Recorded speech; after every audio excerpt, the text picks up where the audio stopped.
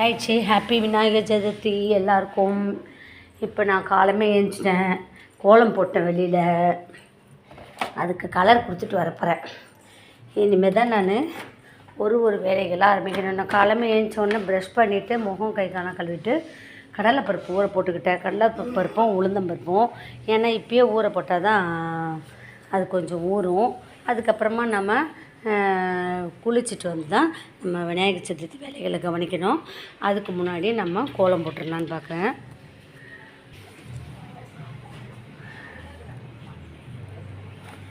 சின்ன கோலம் தான் போட போகிறேன்.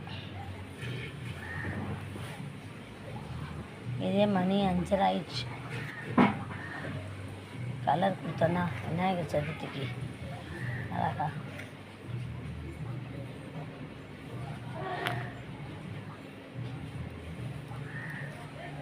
எனக்கு கோலம் அவ்வளோவா தெரியாது. இந்த சின்ன சின்ன கோலமே நான் யூடியூப் பார்த்து தான் கற்றுக்கிட்டேன். நானே தான் போடுவேன், யாருக்கும் போட கொடுக்க மாட்டேன்.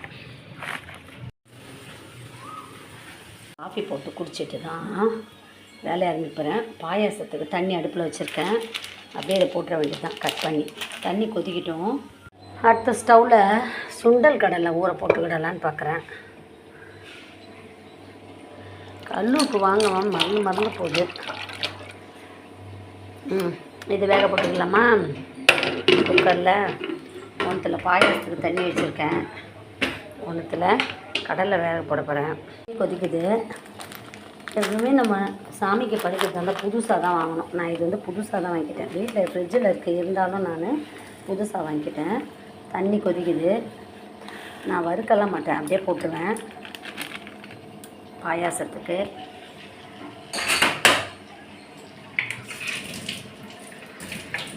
கொஞ்சம் கிளறி மட்டும் விட்டுக்கலாம். இது நல்லா கண்ணாடி பதத்துக்கு வெந்த பிறகு தான் நம்ம சேமியாவை போடணும். இது நல்லா கொதிக்கட்டும். சிம்மில் வச்சு கொதிக்க விடலாம். பாயாசம் கொதிக்குது. இது நல்லா வெந்துரும்னு நினைக்கிறேன். இது நல்லா கண்ணாடி பதத்துக்கு வரட்டும். வந்த பிறகு நம்ம சேமியாவை போடுவோம். அடுத்தது இது கடலை. இது சின்ன கடலை சுண்டல். அடுத்தது உளுந்தம்பருப்பை அரைச்சி எடுத்துன்னு வந்துடுறேன். இதெல்லாம் ரெடி பண்ணி வச்சுக்கிட்டாலே ஈஸியாகிடும். உளுந்தம்பருப்பு மெதுவடை. இப்போ உளுந்தம்பருப்பு மெதுவடைக்கு ஆட்டிக்கிட்டேன். இது நல்லா ஒரு பாத்திரத்தை எடுத்து வச்சுக்கலாம். இனிமேல் இதுக்கு வெங்காயம் போடணும், பச்சை மிளகா, கருவேப்பிலெல்லாம் போடணும். அது இந்த மிக்ஸி ஜார்லேயே நான் மசால் வடைக்கு கடலைப்பருப்பு, சோம்பு, பூண்டு இதெல்லாம் போட்டு அரைச்சிக்க போகிறேன். கடலைப்பருப்பை நல்லா வாஷ் பண்ணி எடுத்துகிட்டு வரேன். இப்போ கடலைப்பருப்பில் பூண்டு போட்டுக்கிறேன், கொஞ்சமாக சோம்பு போட்டுக்கிறேன். போட்டு இதை 1/10 அரைக்கணும். எப்பயுமே மசாலா வடைக்கு 1/10 அரைக்கணும். கொஞ்சம் உப்பும் போட்டுக்கிடலாம். இது நல்லா கண்ணாடி பதத்துக்கு வந்துருச்சு. இனிமேல் இதில் சேமியா போட்டு இறக்க வேண்டியது. அந்த பாருங்கள், நல்லா கண்ணாடி பதத்துக்கு வந்துச்சு. நம்ம வறுக்கவே தேவையில்லை. இப்படியே கொதி தண்ணியில் நல்லா கொதிக்கிற தண்ணியில் இதை போட்டு நம்ம செய்யும்போது பாயாசம் நல்லாயிருக்கும். வறுக்கெல்லாம் தேவையே இல்லை. அதை பாருங்கள், கண்ணாடி பதத்துக்கு வந்துச்சு. இப்போ இந்த சேமியா இருக்குது பார்த்தீங்களா, இதை உடச்சி போடணும். நீளமாக போடும்போது சாப்பிட டிஸ்டர்பாக இருக்கும். அதனால் இதை நம்ம சின்னதாக உடச்சி இந்த மாதிரி பதத்தில் இதில் போட்டுக்கிடலாம். சேமியா சீக்கிரமாக வெந்துடும். இப்போ நான் இதை நெய் போட்டு தாளிச்சிக்க போகிறேன். தாளிச்சிட்ட பிறகு தான் சர்க்கரையை போடுவேன். அதுக்கப்புறமா பால் ஊற்றணும். பால் ஆறி இருக்கணும். ஒன்று சேமியா பாயாசம் ஆறி இருக்கணும். அப்படி இல்லையா, பால் ஆறின பிறகு நம்ம இந்த சேமியா பாயாசத்தில் ஃபைனலாக ஊற்றின போதும். அதுக்கு முன்னாடி நெய், முந்திரி பருப்பு போட்டு தாளிச்சிப்போம்.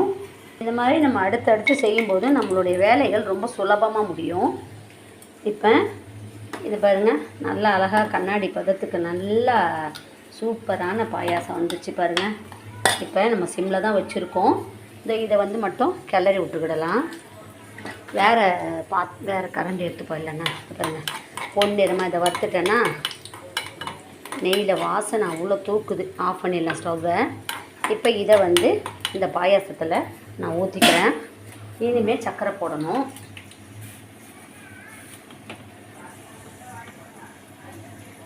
அடுத்து இப்போ சுண்டலையும் நம்ம தாளிச்சிக்கலான்னு பார்க்குறேன். இப்போ நம்ம சர்க்கரை போட வேண்டியது தான். ஸ்டவ் ஆஃப் பண்ணிடலாம். இந்த சூட்லேயே நம்மளுக்கு சர்க்கரை நல்லா அழகாக வசிஞ்சிரும், இது கரைஞ்சிரும். நான் வந்து சர்க்கரை போட்டுக்கிறேன். சுவையான பாயாசம் ரெடி. முதல்ல நான் பாயாசம் தான் முடிச்சிருக்கேன், விநாயகருக்கு செய்து கொடுத்துருக்கேன். இப்போ கொஞ்சம் நேரம் கழித்து நம்ம பால் இதில் ஊற்றிடலாமா? இதை பாருங்கள், என்ன டேஸ்டியான பாயாசம். இப்போ பால் ஊற்றுனேன்னு வச்சுங்க, செம்ம டேஸ்ட்டாக இருக்கும்.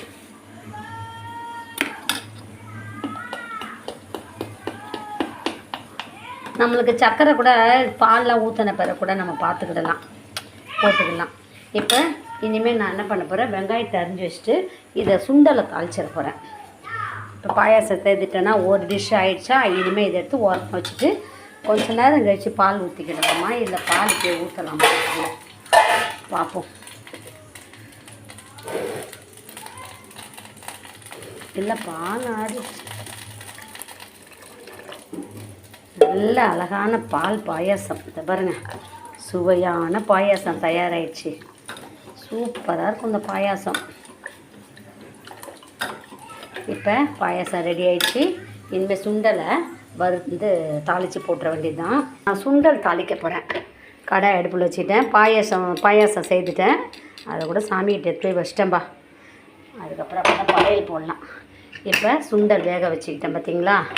அந்த குக்கரை ஓப்பன் பண்ணிவிட்டு கடுகு போட்டுக்க போகிறேன். இது சிம்பிளாக தாளித்தா போதும் சுண்டல்லாம். இதுக்கு ஸ்பெஷலாக தேங்காய் போடுறது அதெல்லாம் செய்ய வேண்டாம். போட்டுக்கிட்டேன், வெங்காயம் போட்டுக்கிட்டேன், காஞ்ச மிளகா,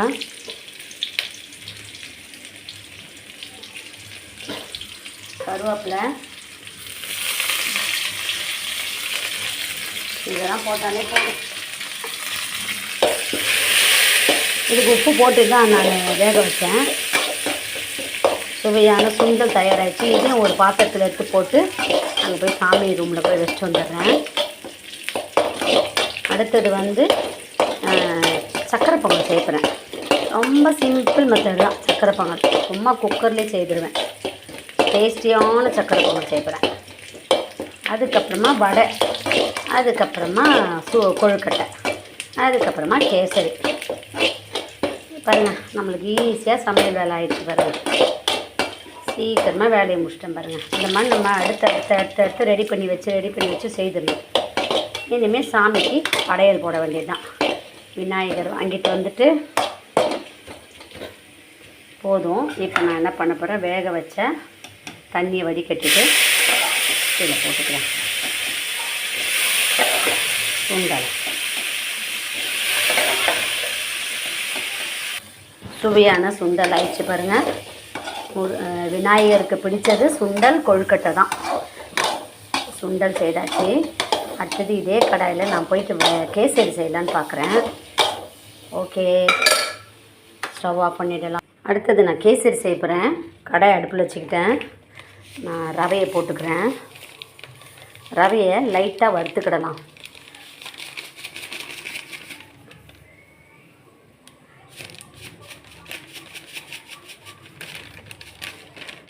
நம்ம சாமிக்கு படைக்கும்போது தனியாக வாங்கணும். வீட்டில் இருக்க பொருள் ஒன்று கூட யூஸ் பண்ணக்கூடாது. நான் எல்லாமே வச்சுருக்கேன், இருந்தாலும் சாமிக்கு படைக்கணுன்றதுக்காக நான் புதுசாக தான் வாங்கியிருக்கேன். இதை சிம்மில் வச்சு லைட்டாக வறுத்துப்போம். சிம்மில் வச்சும் சரி, ஹையில் வச்சும் சரி, ஆனால் பக்கத்தில் நின்று இந்த மாதிரி கிண்டி வறுத்துக்கிட்டு அதுக்கப்புறமா இப்போ கேசரி முடிச்சிட்டேன்னா கொழுக்கட்டை செய்யணும். கொழுக்கட்டை தான் இப்போ மெயின் கொழுக்கட்டை தான். விநாயகருக்கு பிடிச்ச பண்டமே கொழுக்கட்டை தான். எது செய்கிறோமோ இல்லையா, கொழுக்கட்டை சுண்டல் கண்டிப்பாக அவருக்கு செய்தே படைச்சே ஆகணும். இப்போ நான் பூரண கொழுக்கட்டை தான் செய்ய போகிறேன். எப்படி செய்யலான்றதை நான் காட்டுறேன். ஸ்டவ் ஆஃப் பண்ணிடலாம். இப்போ அந்த சூட்லேயே கொஞ்சம் வறுத்துக்கிடலாம். இதை தண்ணியாக ஒரு தட்டில் கொட்டி வச்சுட்டு இதில் தண்ணி ஊற்றிக்கிடலாம். கடாயில் தண்ணி ஊற்றிட்டு கொதி வரும்போது தான் நம்ம இந்த ரவையை போட்டு கிண்டிட்டு சர்க்கரையை போட்டு கேசரி போட்டு நெய் போட்டு முந்திரி பருப்பு போட்டு தாளித்து ஊற்றிடணும். அதை சுவையான கேசரி தயாராகிடுச்சு. இப்போ நான் நெய் போட்டுக்கிட்டேன். நெய் சூடாயிடுச்சு. இதை ஃப்ரை பண்ணிப்போம். இந்த சில்வர் கடாயை மட்டும் சீக்கிரமாக அப்படியே சூடு வரும்.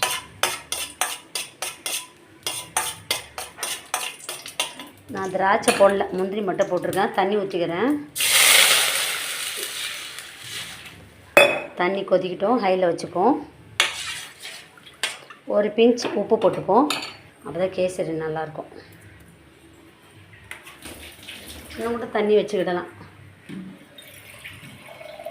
இப்போ இதில் கொஞ்சம் கேசரி பவுடர் போட்டுக்கிடலாம். தண்ணி கொதி வரும்போது கேசரி பவுடர் போடலாம். கேசரி பவுடர் கொஞ்சம் போட்டுக்கிறேன். இப்போ மிக்ஸ் பண்ணி விட்டுக்கிடலாமா? அப்போ தான் கேசரி நல்லாயிருக்கும். இந்த கலர்லாம் ரொம்ப அடிக்கடி யூஸ் பண்ணக்கூடாது. இந்த ஃபெஸ்டிவல் எதுனா ஃபெஸ்டிவல், ஒரு பர்த்டே பார்ட்டி அந்த டைமில் யூஸ் பண்ணும்போது யூஸ் பண்ணிக்கிடலாம். கலர்லாம் ரொம்ப உடம்புக்கு ஹெல்தி கிடையாது. அதனால் ஃபங்க்ஷன் ஃபெஸ்டிவல் டைமில் மட்டும் இது என்றைக்கு கேசரி செய்யணுமோ, என்றைக்கு ஃபங்க்ஷன் அப்போ மட்டும், எல்லா குழம்புக்கு அந்த மாதிரி பிரியாணிக்கு அதுக்கெல்லாம் இந்த கேசரி பவுடர் ரொம்ப யூஸ் பண்ணக்கூடாது. இது கொதி வரட்டும். இந்த ரவையை கொஞ்சம் கொஞ்சமாக போட்டு நம்ம கிண்டிக்கிடணும். கொஞ்சம் கொஞ்சமாக போட்டு கிண்டியாச்சு. சிம்மில் வச்சுக்கிடணும் ஃபஸ்ட்டு கிண்டும் போது. அதுக்கப்புறம் நம்ம ஹையில் வச்சுக்கிடலாம். கொஞ்சமாக நெய் போட்டு இப்போ நம்ம இறக்கிறதுக்கு முன்னாடி சர்க்கரை போடணும். அதுக்கப்புறமா நெய் கொஞ்சம் மேலே ஊற்றிட்டோன்னா சுவையான கேசரி தயாராகிடுச்சு. நான் அதில் கலர் கம்மியாக தான் சேர்த்துருக்கேன். இப்போ முந்திரி பருப்புலாம் போட்டாச்சு. இப்போ சர்க்கரை மட்டும் போடணும். சர்க்கரை கொஞ்சம் அதிகமாக வேணுன்றவங்க அதிகமாக போட்டுக்கோங்க. கம்மியாக வேணும் இனிப்பு அப்படின்றவங்க கம்மியாக போட்டுக்கிடலாம். நான் சர்க்கரை போட்டுக்கிறேன்.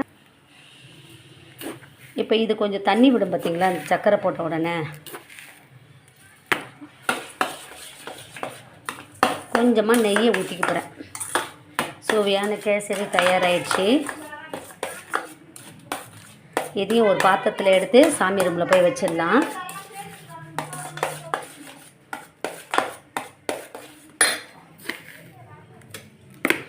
நம்ம டேஸ்ட்லாம் இருக்குது, பார்க்க வேண்டாம்.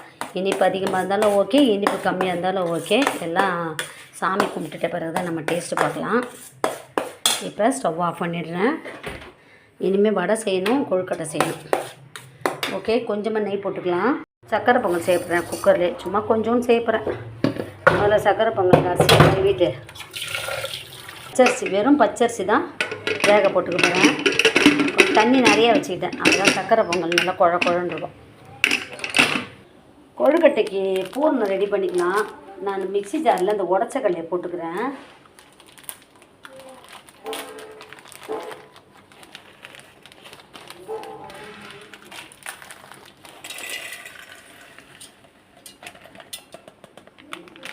இந்த உடச்சக்கல்லையை நல்லா நைஸாக அரைச்சிக்கிடலாம்.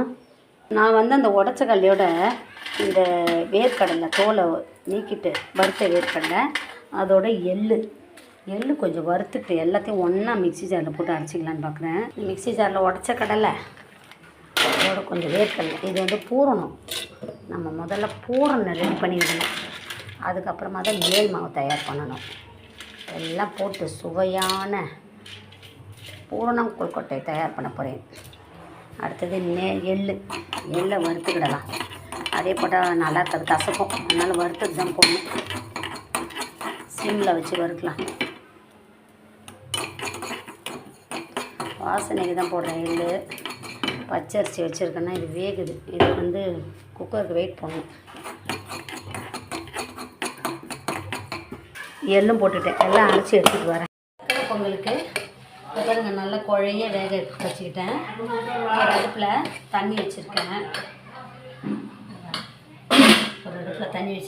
வெள்ளத்தை பாகு காய்ச்சிக்கிடலாம்.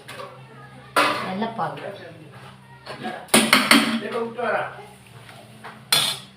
நம்ம சக்கரை பொங்கலுக்கு இந்த மாதிரி வெள்ளைப்பாகு எடுத்துக்கலாம். எடுத்துகிட்டு இது கொஞ்சம் கெட்டியமாக வரும்போது இதெல்லாம் ஊற்றிட வேண்டியதான். ஊற்றி கலரிட்டோன்னா நம்மளுக்கு சுவையான சக்கரை பொங்கல் ஈஸியான மெத்தடில் தயாராகிடுச்சு. இந்த வெள்ளை தண்ணி நல்லா கொதிக்கட்டும்.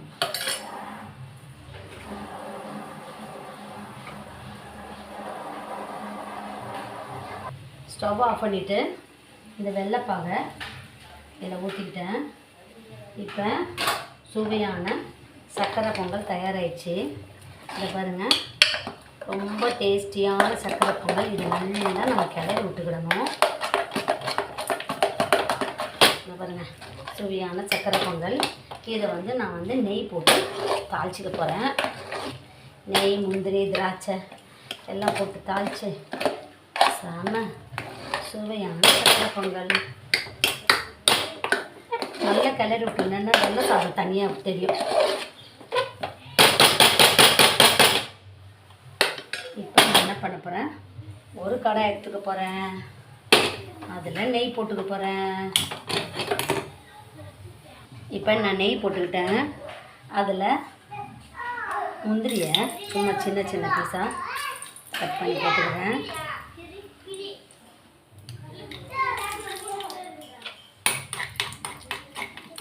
அதோட திராட்சை,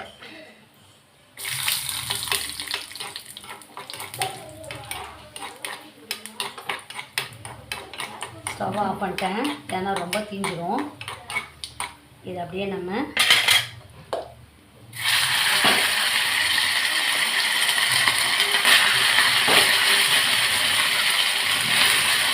தாளித்து அதை போட்ட வேண்டியதுதான்.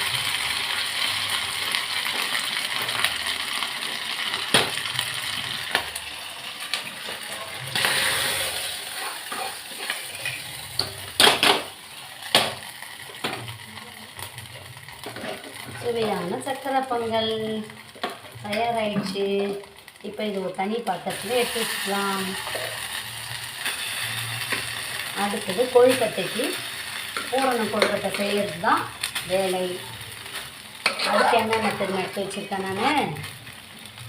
ஒரு மிக்ஸி ஜாரில் வறுத்த எள்ளு, கொஞ்சமாக வேர்க்கடலை, உடச்ச கடலை எல்லாத்தையும், அதாவது வறுத்த வேர்க்கடலை, வறுத்த எள்ளை கம்பல்சரி நம்ம வறுத்து தான் யூஸ் பண்ணணும். அதெல்லாம் எடுத்துருக்கேன்னா எடுத்து மிக்ஸி ஜாரில் நல்லா அரைச்சி வச்சுக்கிட்டேன். இப்போ இதை நம்ம கழுவத்துக்கு போட்டுடலாம்.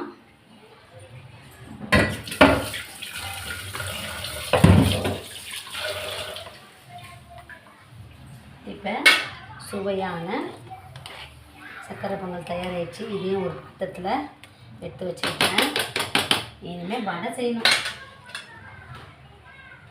இப்போ நான் பூரணம் தயார் பண்ண போகிறேன்.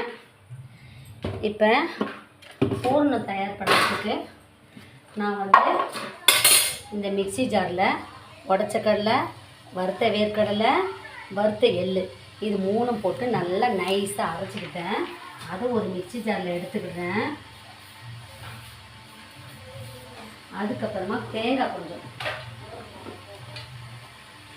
தேங்காவையும் கொஞ்சம் எடுத்து அரைச்சி வச்சுக்கிறேன் மிக்ஸி ஜாரில்.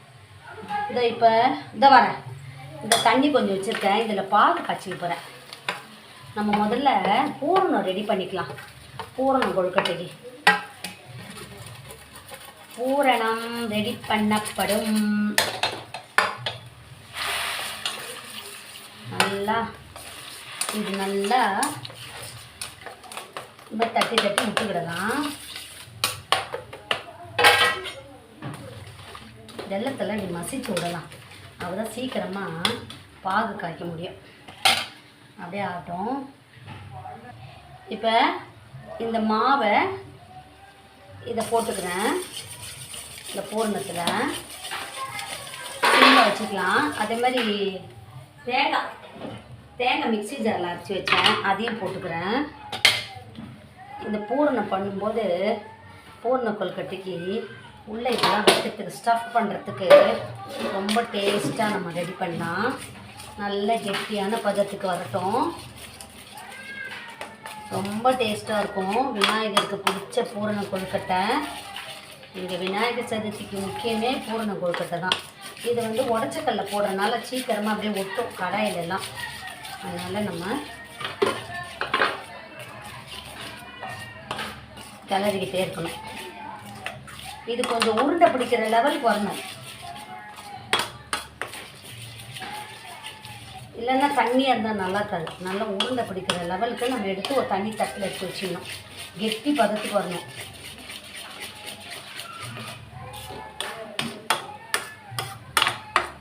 நாம் பண்ணுற கொழுக்கட்டை எவ்வளோ நேரம் ஆனாலும் ரொம்ப ரஃப்பாக ஆகாமல் நல்லா சாஃப்டாக காயாமல் வெடிப்பு வராமல் பதத்தில் தான் நாம் கொழுக்கட்டை செய்ய போகிறேன். எப்படி செய்யலான்றதை பார்ப்போம். இது கொஞ்சம் கெட்டியாகட்டும். ஆறுன கெட்டியாகிடும், ஏன்னா வெள்ளை பாகுதாங்க.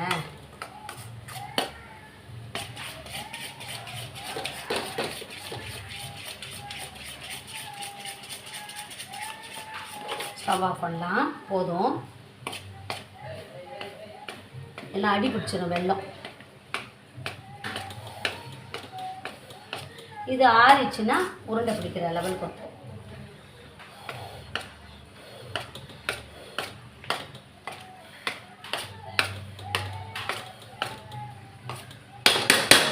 இப்போ இதை எடுத்து ஓரமாக வச்சிடலாம். நான் இனிமேல் என்ன செய்ய போகிறேன்னா கொழுக்கட்டை மாவு தயார் பண்ணிக்க போகிறேன். கொழுக்கட்டை மாவு தயார் பண்ணுறதுக்கு ஒரு கடாய் அடுப்பில் வச்சுக்கலாம். நான் மாவு எடுத்துக்கிட்டேன், பச்சரிசி மாவு. இதை வந்து ஒரு 4 நிமிஷம் தான் வறுக்கணும். 4 நிமிஷம் வறுத்தாதான் கொழுக்கட்டை வந்து நல்லா வெள்ளை கலரில் இருக்கும். ரொம்ப நேரம் வறுத்துட்டிங்கன்னா கொழுக்கட்டை வெள்ளை கலரில் இருக்காது. அதனால் ஜஸ்ட்டு ஒரு 4 நிமிஷம் சிம்மில் வச்சு சும்மா லைட்டாக மாவு சூடானா போதும். ஒரு 4 நிமிஷம்தான்.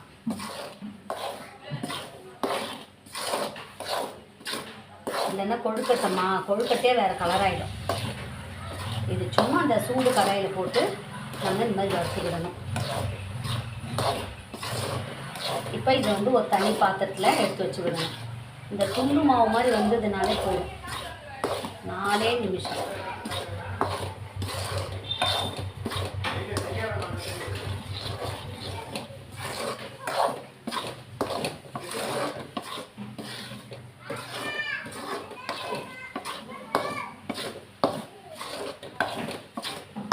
போதும், 4 நிமிஷம் வறுத்துட்டேன். ஸ்டவ் ஆஃப் பண்ணிடலாம். இதை வேறு பாத்திரத்துக்கு மாற்றிடலாம். தண்ணி கொதிக்கட்டும். நான் வந்து ஒரு 1/2 கிலோ மாவுக்கு ஒரு 2 டம்ளர் தண்ணி வச்சுருக்கேன். பத்தலைன்னா பக்கத்தில் சுடு தண்ணி வச்சுருக்கேன். அதுக்கு நடுவில் மைதா மாவை கலக்கி இதில் ஊற்றிக்க போகிறேன். மைதா மாவை கலக்கி இந்த தண்ணி கொதி வரும்போது நம்ம இதில் ஊற்றி கட்டி இல்லாமல் பிசைஞ்சுக்கிடணும். பாருங்க, இப்போ இந்த மைதா மாவு போடும்போது கொழுக்கட்டை வந்து வெடிக்காமல் வரும், சாஃப்டாக வரும். எவ்வளோ நேரம் வேணாலும் ரஃப்பாகவே இருக்காது, நல்லா சாஃப்டாக இருக்கும். மைதா மாவு கலக்கிட்டேன். இது தனி டம்ளரில் நான் கலக்கி வச்சுக்கிட்டேன்.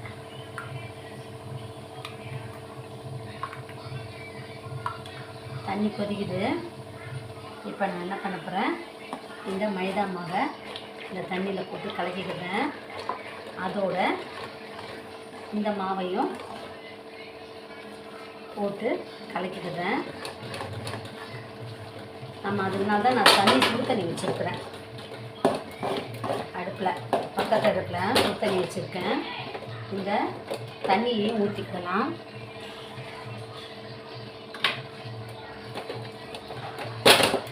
கட்டி இல்லாமல் பிசைஞ்சு விடணும். இந்த மாதிரி நான் கட்டி இல்லாமல் மிக்ஸ் பண்ணி விட்டுருக்கேன்.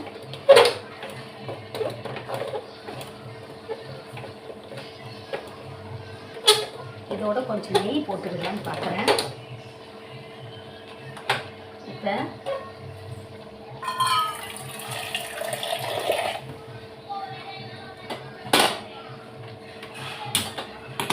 கொஞ்சமாக நெய் போட்டுக்கலான்னு பார்க்குறேன். இதை நான் மிக்ஸ் பண்ணுறதுக்குள்ள அந்த தண்ணியிலே நெய் போட்டுக்குவோம். வந்துட்டேன். இப்போ ஒரு 1/2 கிலோ மாவுக்கு கொஞ்சம் உப்பும் போட்டுக்கலாம். ஒரு பிஞ்சு சால்ட்.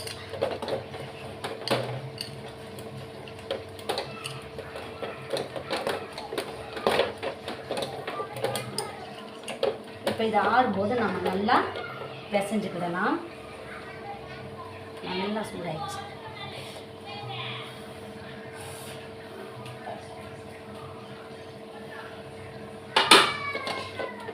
சூடாகவே இப்படி பிசைஞ்சுக்கலாம். கரெக்டான பக்குவத்துக்கு வந்துடுச்சு. பாருங்கள், கரெக்டான பக்குவத்துக்கு வந்துடுச்சு. நம்ம உருண்டை பிடிக்கிற லெவலுக்கு வந்துடுச்சு. பாருங்கள், இதை பாருங்கள், நல்லா அழகாக உருண்டை பிடிக்கிற லெவலுக்கு வந்துடுச்சு. இப்படியே நம்ம கையிலே பிசைஞ்சு வச்சுப்போம். இதெல்லாம் சுடுத்தண்ணி வச்சுருக்கிறேன். சுவையான கொழுக்கட்டை மாவு தயாராகிடுச்சு. இது மேல் கொழுக்கட்டை மாவு உள்ள பூனை வச்சுட்டேன்.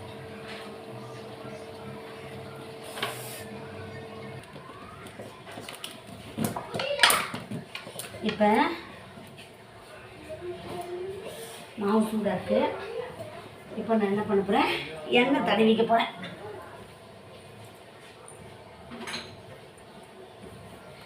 எண்ணெய் லைட்டாக இதில் ஊற்றிட்டேன், இது தடவிட்டேன். ஒரே ஒரு மாவை எடுத்துக்கிறேன். பாருங்க, இப்படி உருண்டை பிடிச்சிட்டு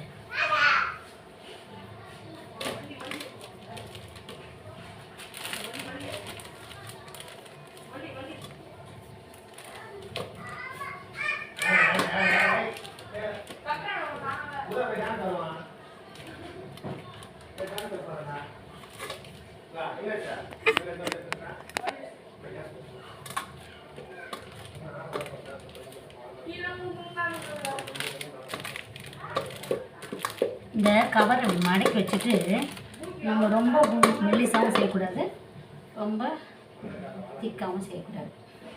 மீடியமாக வச்சுட்டு இந்த பூரணத்தை இனி நான் கொஞ்சம் ஃபில் பண்ணிக்கிறேன். ஃபில் பண்ணிவிட்டு இந்த கவரை நான் இப்படி மடிச்சுக்கிறேன். மடிச்சுக்கிட்டு நம்ம இந்த வெளியில் வராது பாகு, அப்போ தான் நம்ம நல்லா கவர் பண்ணணும். இல்லைன்னா வெளியில்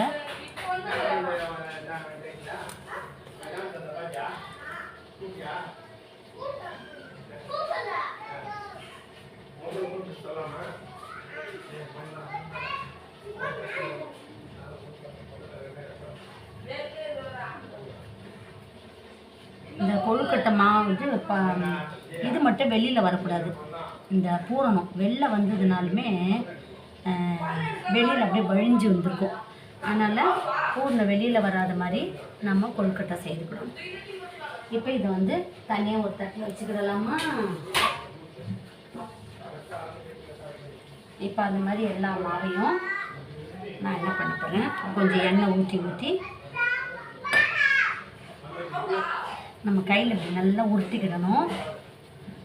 உருட்டிட்டு இது மடக்கிட்டு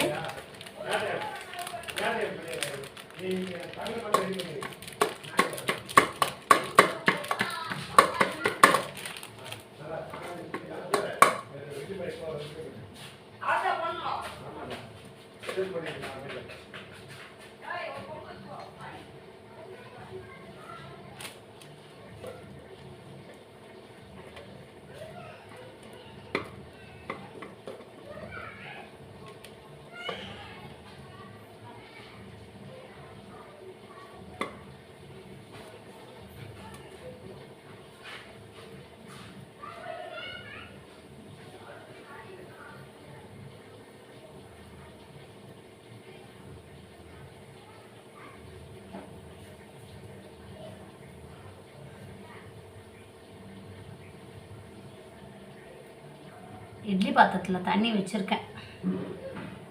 இந்த கொழுக்கட்டைக்கு கொஞ்சம் டச்சப் பண்ணணும். அப்போ தான் இந்த பாருங்கள், இதுதான் விநாயகருக்கு பிடிச்ச கொழுக்கட்டை. இந்த மாதிரி எல்லாத்தையும் செய்து கொஞ்சம் திக்காக பண்ணால் தான் பூர்ணம் வெளில வராது.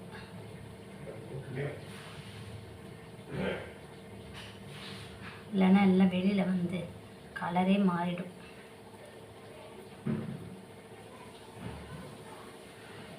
இப்போ 2 மாடல் நான் பண்ணிட்டேன். எப்பயுமே நம்ம இந்த மாதிரி ஒரு பாலித்தீன் பேப்பரோ இல்லைன்னா ஒரு இது வாழை இலை கூட வச்சுக்கலாம். வச்சுட்டு இந்த மாதிரி மூடி வச்சு ப்ரெஸ் பண்ணாதான் கரெக்டாக நம்மளுக்கு மேடு பள்ளம் இல்லாமல் கரெக்டாக ரவுண்ட் ஷேப் வரும். இப்படி ப்ரெஸ் பண்ணிக்கோங்க, ஈவனாக வரும். அதுக்கப்புறமா நம்ம கொஞ்சமாக நம்ம பூரணத்தை போட்டுருவோம். போட்டுட்டு உங்களுக்கு ரவுண்ட் ஷேப் வேணுன்னா ரவுண்ட் ஷேப் செய்யலாம், இந்த ஷேப் வேணாலும் இந்த ஷேப் பண்ணலாம். இதை பாருங்கள், இப்படியே நல்லா இந்த ஓரெல்லாம் நல்லா மூடிக்கிடணும். அப்போ தான் இந்த கேப் இல்லாமல் இப்படி மூடிக்கிட்டால் தான் ஓட்டை வழியாக வந்துடாது, இல்லைன்னா பாகெல்லாம் வெள்ளம்லாம் வந்துடும். இதை பாருங்கள் எப்படி பண்ணிட்டேன் பார்த்தீங்களா.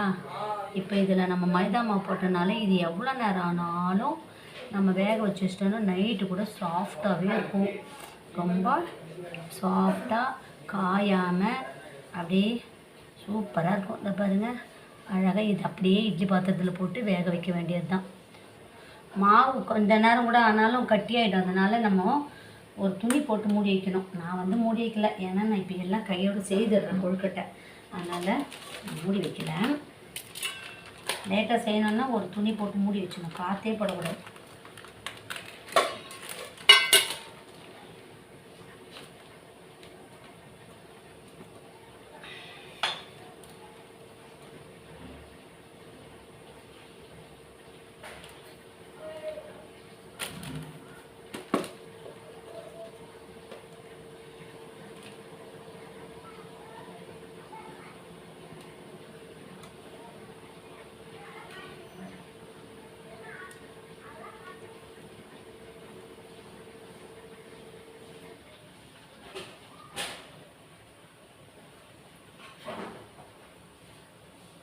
இதை வெள்ளை வராது பாகு, வெள்ளெல்லாம். கொழுக்கட்டை எப்படி இருக்குது பார்ப்போமா. சுவையான கொழுக்கட்டை தயாராகிடுச்சு. இதை பாருங்கள், இது வந்து ஃபஸ்ட்டு செட்டு பண்ணேன் பாருங்கள், என்ன சாஃப்டாக இருக்குது. எல்லா டைப்பும் பண்ணியிருக்கேன். சுவையான கொழுக்கட்டை எப்போவுமே இது சாஃப்டாக தான் இருக்கும். இது வந்து இனிமேல் சாமிக்கு படைக்கணும். அதுக்கு முன்னாடி இதை கொஞ்சம் ஆறின பிறகு தான் எடுக்கணும் இந்த கொழுக்கட்டையை. இப்போ நான் ஓரளவு கொழுக்கட்டை செய்துட்டேன். அடுத்தது இன்னும் கொஞ்சம் நிறைய செய்து வச்சுருக்கேன். அடுத்தது நான் என்ன பண்ண போகிறேன், வடை செய்ய போகிறேன். இப்போ வடைக்கு இந்த ஸ்டவ்வில் வச்சுக்கலான்னு பார்க்குறேன். வடை வந்து இந்த ஸ்டவ்வில் 2 வடையை செய்துட்டேன்னா சாமிக்கு படையை போட்டுடலாம். நம்ம வந்து சிம்பிளாக அழகாக பண்ணிடலாம்.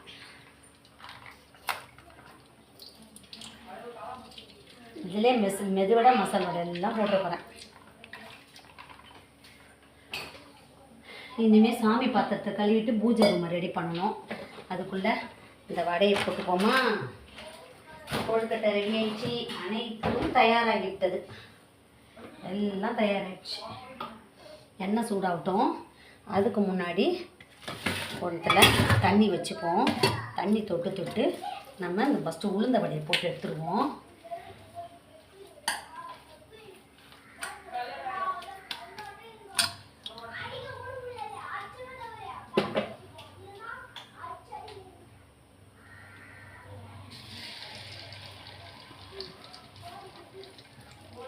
நல்லா அழகாக மெதுவடை வரும். ஓட்டை போட்டால் மெதுவடை, ஓட்டை போடலன்னா மசால் வடை, உருண்டையாக பிடிச்சா போண்டா. இப்போ இது நான் கடகடன் போட்டு எடுக்கணும், ஏன்னா சாமி கும்பிட்றதுக்கு டைம் ஆயிடுச்சு. இன்றைக்கே நான் வந்து 4-5 பலகாரம் பண்ணிட்டேன். கொஞ்ச நேரம் கழிச்சு தான் நம்ம பருத்தி போடணும். சிம்மில் வச்சு தான் நம்ம வடையை செய்யணும், இல்லைன்னா உள்ளே மட்டும் வெந்திருக்காது.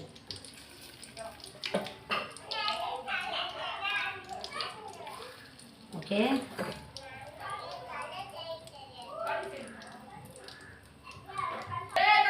மெதுவடை ஆயிடுச்சு பாருங்க. சுவையான மெதுவடை தயாராகிடுச்சு. நான் இப்போ சிம்மில் தான் வச்சுருக்கேன், ஏன்னா உள்ள மாவு வேகணும், அதனால். இப்போ இது கொஞ்சம் அப்படியே திருப்பி போட்டேன்னா மெதுவடை தயாராகிடுச்சு. அடுத்தது மசாலா வடை தயார் பண்ணிட்டேன்னா சாமி கும்பிட ரெடி பண்ணிடணும். என்னுடைய விநாயகர் சதுர்த்தி பொருட்கள் அனைத்தும் தயாராகிடுச்சு. நீங்களும் இந்த மாதிரி செய்து பாருங்கள். சுவையாக எல்லாமே தயார் பண்ணிட்டேன். பூரண கொழுக்கட்டையை நம்ம முன்னே பாருங்கள். சரி, சாமி கும்பிட்ட பிறகு நம்ம பிரித்து பார்ப்போம். நல்லா இருக்கும்.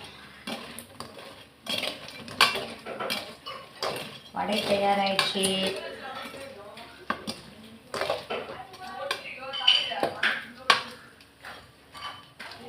இன்னும் மசாலா வடை மட்டும்தான்.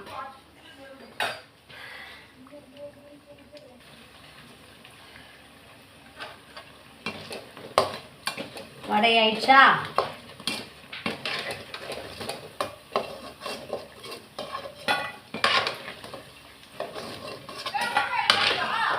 மாயில பறி, மாயிலே பறிச்சு தோரணம் கட்டிட்டு அடுத்தது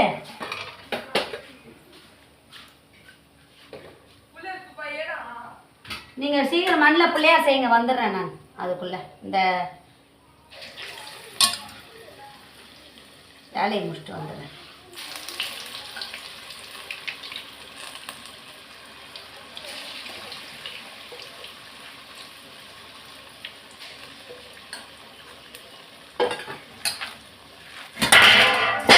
இதிலே மசாலா பொடியும் போட்டுருவோம்.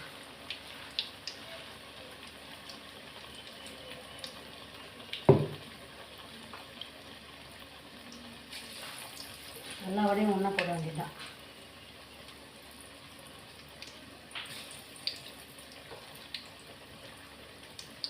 கொஞ்சம் அப்படியே தண்ணி தொட்டு தொட்டு போட வேண்டியதுதான்.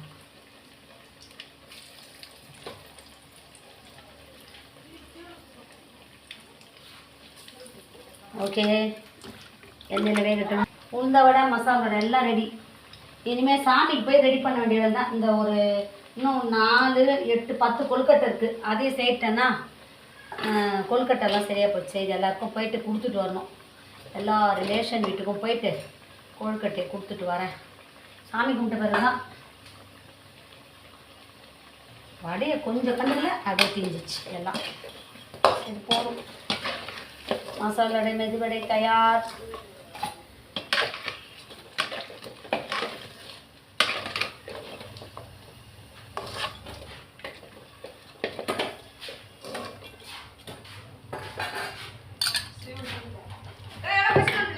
இலைய தோரணம் கட்டுடா. அதை கட்ட தெரியாதுல உனக்கு? மாயிடுத